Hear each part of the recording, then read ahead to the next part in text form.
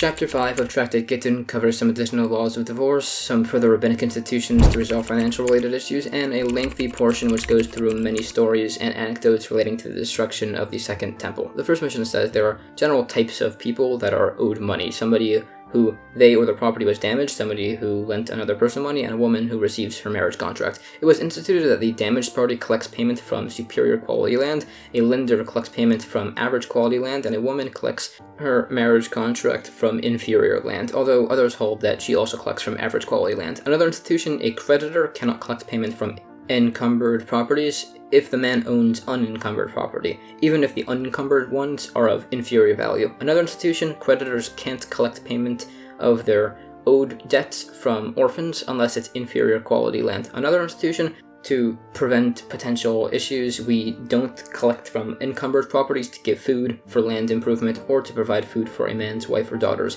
Another institution, somebody who finds a lost object, he's not required to take an oath that he's returning everything he found so as to prevent issues. The Gemara says the point that damages are collected from superior quality, this opinion holds that the definition of superior quality land is assessed according to the damager's properties. Others disagree, saying it's a biblical law that it's assessed according to the damaged individual's properties, which is described.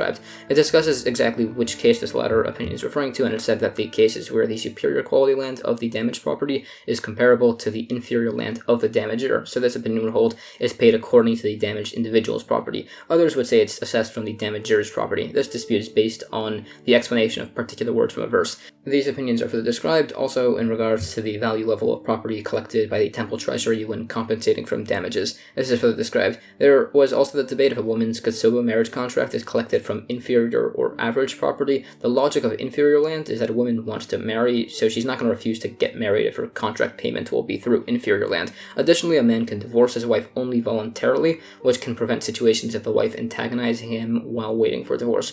Further, the opinion that said that the contract is collected from inferior land, they hold that's only if the land is being collected from orphans. If it's from the husband itself, they would still hold it's taken from his average quality land. This point is further argued on. It's additionally proven that a divorcee collects her marriage contract from her husband's inferior land. By the point that a creditor collecting land from orphans only gets from inferior land, some hold this even applies if the document specifies he could collect from the superior quality land, although others disagree. The point is further argued on. In the end, it's held that a creditor can only collect from inferior land from orphans, even if they're adults, and he must take an oath while doing so. It was also stated that creditors can collect from encumbered properties if the man owns unencumbered properties. It debates if this would also apply if the debtor was given a gift of land, if that also can't be collected from first. This is argued on further along with the remaining points. There's additional discussion on particularities of these laws. There's further points on the laws of collection of creditors. New Mishnah. If orphans rely on a householder to take care of their affairs, or their father had appointed an administrator over them, that man is responsible to tithe their produce. If this administrator was appointed by the father, he needs to swear to the orphans that he hasn't kept any of their property. This is not necessary if he was appointed by the court. Others say it's the exact inverse. The Gemara says this is where the tithes produce is to feed the orphans. The administrator wouldn't be able to tithe it if it was to be stored until the orphans grow up. It cites sources for this. It further qualifies what an administrator is allowed to do with the orphan's property, whether he can litigate cases with them, whether he can sell or redeem the property, and similar. It cites a number of related instances along with some general issues of purchasing property from orphans, such as that if such a purchase is made and the property goes up or down in value and the orphans decide to cancel the sale, the orphans will either get the increased value or will have to be paid to make up for the decreased value. There are related similar laws. This goes further. It mentions some particular instances along with some additional remaining laws and clarifications. It holds with the opinion of the inverse, that the administrator is only required to take an oath if he was appointed by the court, not by the father. New Mishnah. Another institution, if somebody made somebody's produce impure, or mixed teruma tithes into somebody's produce, or made somebody's wine into nesach, using it for an idolatrous libation, which makes those foods inedible. If this was done accidentally, he's not liable to repay them. If it was done intentionally, he would be liable. The Gemara debates if the wine here is being used for an idolatrous libation or is being mixed with such nesach wine, which has variation in the monetary compensation. This and the sources for the principles of the Mishnah are discussed. It debates by these principles as to whether unrecognizable damage is legally considered to be the same as actual damage, which is argued on further based on some related discussions. There's additional points on all this. This is all further qualified. New Mishnah. if a Kohen made an offering with the improper intents, messing it up, essentially, if this was done intentionally, they're liable. The Gemara debates when a Kohen in this situation is believed if he did this. Some say not, if the object is not in his control when he informs somebody. Others disagree, and it's argued on. It also brings a few particular instances of this concept actually occurring. New Mishnah. Some hold, if a father signs a betrothal on his minor deaf-mute daughter so that way she'll get married when she eventually gets older, she can be divorced with a divorce document. Similarly, if the family of an orphaned minor girl wants to have her marry a Kohen, as discussed in earlier tractates, essentially a legal contract which makes her wait until she becomes an adult, at which point she can refuse to go through with this marriage or agree to it. She can eat truma here at this point, and if she dies, the husband inherits her estate. Additionally, regarding a stolen crossbeam that was built into a house, he instituted that the beam is repaid in value to encourage people more to repent and to not have to tear down their house to return what they had stolen. Additionally, regarding a stolen chattis offering, that status is unknown. It atones for the benefit of the altar. The Gemara additionally qualifies these rulings. These are explained further. New Mishnah. After the destruction of the Second Temple and the following diaspora, many non-Jewish people started living in the abandoned portions of the land. The following laws apply outside of Judea and also within Judea after the period where people were being killed during the war. Anyways, if a person acquired land from a person who had taken land during the war and then legally additionally acquired it from the original Jewish owner, that's not valid. He has to return it. If he acquired it from the original owner first and then the second person who took the property, that would be a valid acquisition. Similarly, if somebody acquired land that was used as a mortgage for a mortgage contract from a husband and then from his wife, that's not valid. If he acquired it from the wife and then the husband, that is valid. It was later instituted that if somebody purchased land from somebody who acquired the property during the war, he should give a quarter of it to the original owner, so long as the original owner does not have the means to actually acquire the land for himself. Additionally, if the new owner of the land had it for 12 months, the purchaser gets it and gives a quarter of it to the original owner. The Gemara explains why this principle didn't apply in Judea during the actual war. Titus, the Roman emperor who had led the siege and destruction of Jerusalem, had instituted a few laws. First, that whoever doesn't kill a Jewish person should be executed, then whoever kills a Jewish person would be fined, and then whoever kills a Jewish person would be executed. So during the periods of the first two rulings, if somebody was attacked for their land, they would fully and sincerely give the land over, meaning it would no longer have this particular legal status where he didn't fully give it up mentally by the later situations.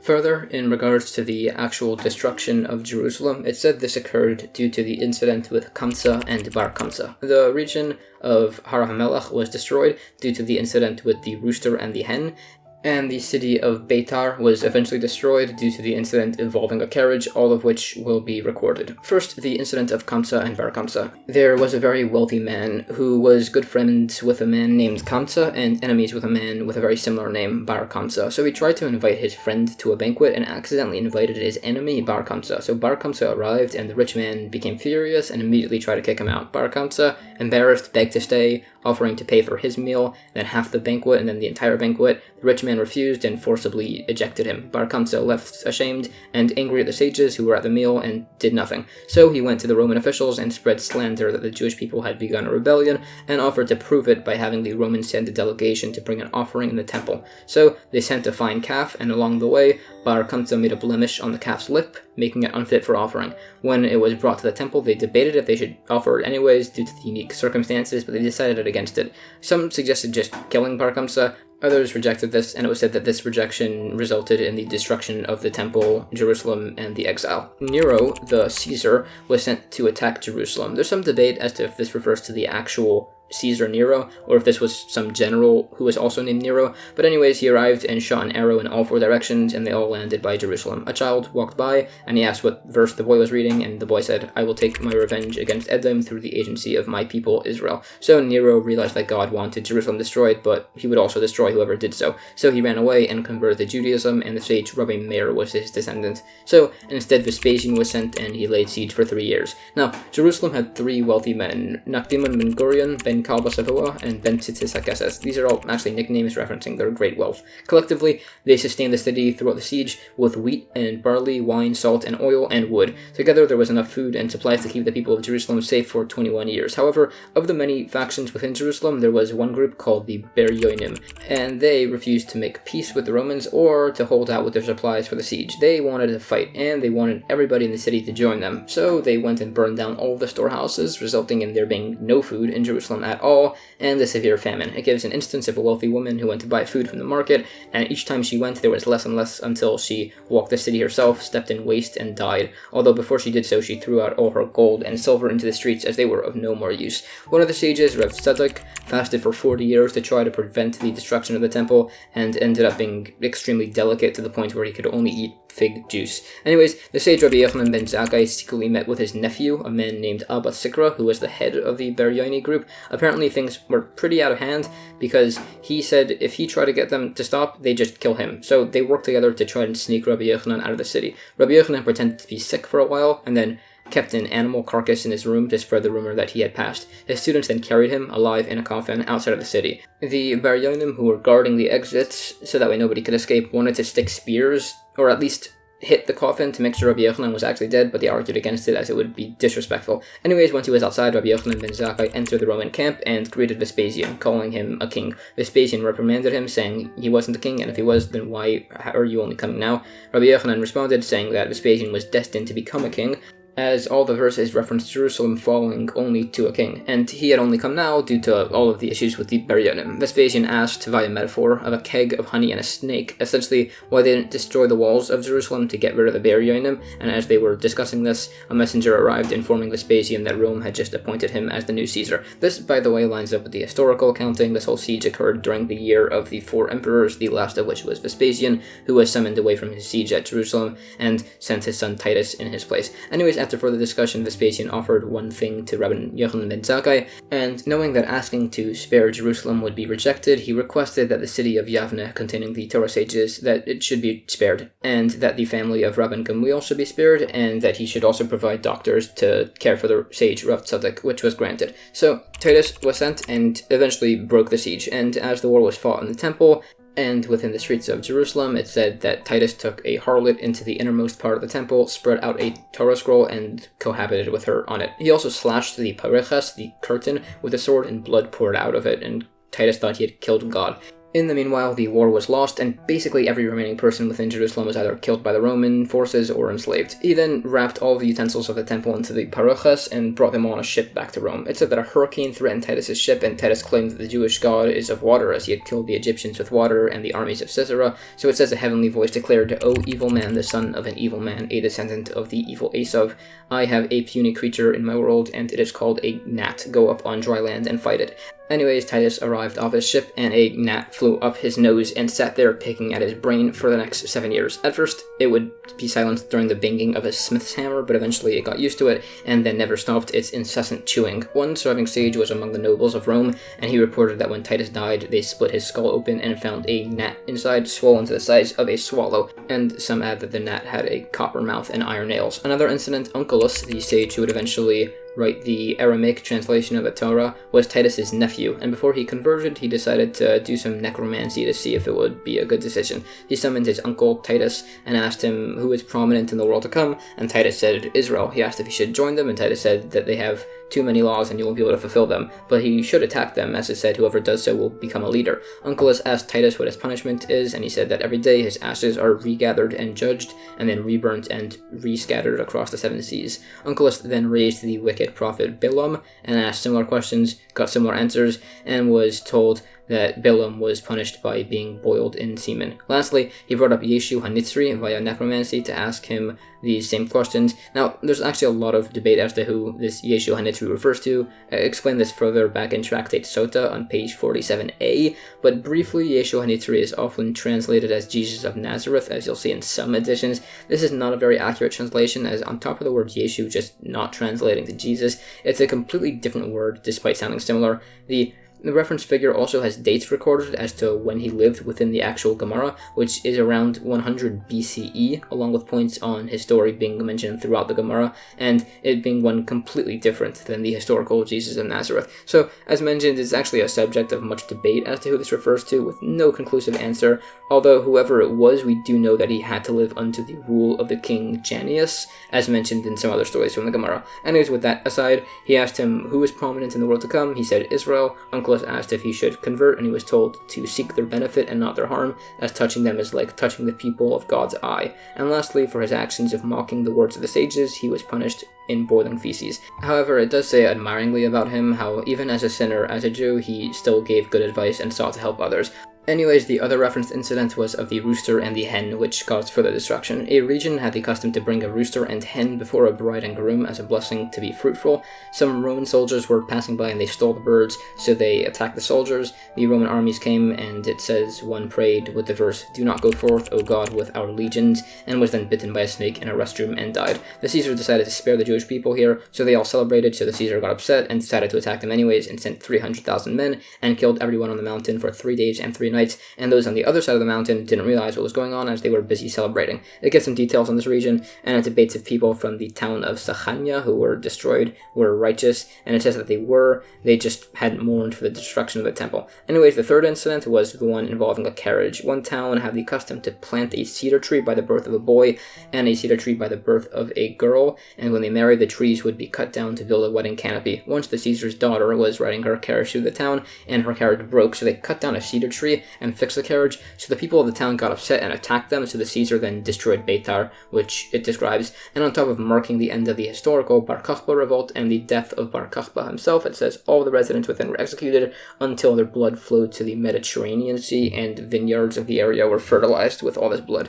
It cites related verses by the death of Zechariah, whose blood lay boiling on the floor of the temple, and Nebuzaradan, one of the offers of Nebuchadnezzar, slew many over it to try to get it to rest. Members of the Sanhedrin, young men and women, and school children. Eventually it rested, and Nebuzaradan ran away and converted to Judaism. It mentions a few wicked people did such, including the descendants of Sancheriv, who became the sages Shemaiah and Avtalion, the descendants of Haman, and others. It cites many verses which reference aspects of the destruction of the temple. There's a recorded incident where 400 boys and girls were enslaved and being shipped to Rome to become concubines, so they all decided to jump off the boat rather than do such. There's also an incident where a woman with 7 sons was brought before the Caesar, and each was told to bow to an idol. Each refused and was executed until the youngest, where the Caesar even offered to drop his ring on the floor to make it look like the boy had bowed, but he still refused, so the mother told her son before he was executed to inform Abraham when they met that, while he had put 1 son on the altar, she had put 7, and then went and took her own life. It expounds on additional verses. It goes through some further points on the destruction of the first temple,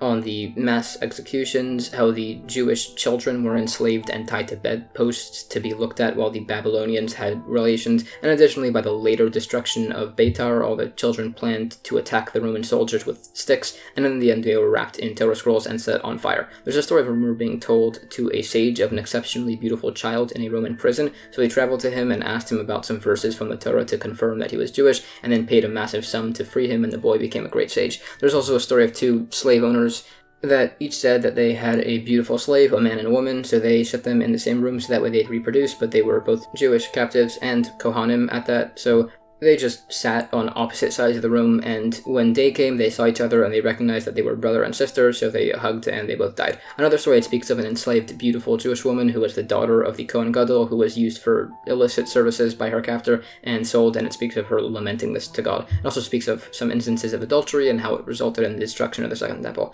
After that, it goes back and discusses additional points on the reclamation of property in the region after all these events and the resulting laws. It also says that these principles don't apply in Babylonia. There are additional points on these laws. Additionally, it states that from Moshe until the sage Rebbe, there was not Torah and authority in one person, and it goes through many biblical and historical figures and explains how this wouldn't apply either as there were other great men also in those times or otherwise. New Mishnah. In regards to legal matters, a deaf-mute can make hand signals and others can make hand signals to him. Others say they can even just mouth words in regards to the transfer of movable property. In regards to children, they can validly purchase or sell movable property. The Gemara says that the deaf-mute would still need to use hand signals by divorce, and it discusses the remaining points. New Mishnah. Some additional institutions which create harmony. The order of reading of the Torah is of a Kohen, Levi, and Yisrael. Additionally, the Eruvei Chatzeris should be placed in the house that it typically is. The cistern closest to the irrigation channel should be filled first. Prey caught in traps, or animals, birds, or fish, it's considered theft to steal them. An item found by a deaf-mute, insane person, or child are also protected by the laws of theft. If a poor man is collecting field charity of olives on top of a tree, the olives that fell below him are protected by the laws of theft. If poor non-Jewish people want to partake of field charity of any sort, they're allowed to take whatever they want, again, to promote peace. The Gemara additionally qualifies the points on the order of the Torah readings. These principles are discussed further. There are additional points on these laws, on the points of the Eruv boundary, on the cistern laws, and the others. It also describes the traps and how all these additional principles of theft apply as listed. Additionally, it says to promote peace, we give charity to non-Jewish poor people right along with Jewish poor people. We visit the non-Jewish sick right along with the Jewish sick, and we bury the non-Jewish dead the same way we bury the Jewish dead. New Mishnah. A woman can lend a person she suspects of violating principles of retaining produce by the sabbatical year her sifter, sieve, hand mill, or oven, although she can't sort or grind with her. Similarly, a person can lend the wife of an ignoramus a sifter and sieve, and can sort and grind and sift along with her up until the point where she adds water to the flour, as this could involve some transgressions. These are all principles to promote peace. Additionally, you're allowed to lend support to non-Jewish people who work the land by the sabbatical year, but not to a Jewish person who has those laws actually applied to him. Additionally, it's allowed to greet everybody, including non-Jewish people, with the traditional greeting of Shalom, which is considered a form of God's name based on some verses, and to ask after their welfare to promote peace. The Gemara additionally qualified these principles. The points on the sabbatical year are additionally discussed along with the issues of preparing bread alongside the wife of an ignoramus. This is further discussed, and it says that it's still forbidden to work the land on a sabbatical year. So during that period, a Jewish person cannot work alongside a non-Jewish person who is allowed to work the land then. Additionally, some hold that it was nevertheless improper to give the double greeting of saying Shalom twice, although others would frequently wish success to their non-Jewish neighbors, wishing them strength in their work. Additionally, it said that it's permissible to ask after their welfare, obviously, but it's even allowed on their holidays and has no negative connotation, unlike a source which it cites that seemingly disagrees with this. It cites a related incident on these topics, and that's the end of chapter 5.